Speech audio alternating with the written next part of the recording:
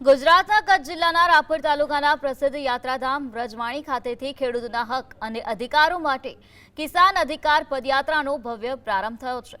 ગુજરાત કિસાન કોંગ્રેસ સમિતિ દ્વારા આયોજિત આ પદયાત્રા વ્રજવાણીથી દ્વારકા સુધી યોજાશે।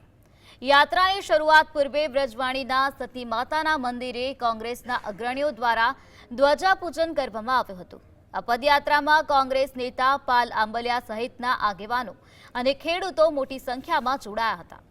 આ દરમિયાન ઉપસ્થિત લોકોએ ભાજપ સરકારની કથિત ખેડૂત વિરોધી નીતિઓ રદ કરવા, ખેડૂતોને યોગ્ય વળતર આપવા અને અન્યાય બંધ કરવાની માંગ સાથે સૂત્રોચ્ચાર કરી રેલીનું પ્રસ્થાન કર્યું, જેનો મુખ્ય ઉદ્દેશ્ય ખેડૂતોના પ્રશ્નોને વાચા આપી તેમને ન્યાય અપાવવાનો છે।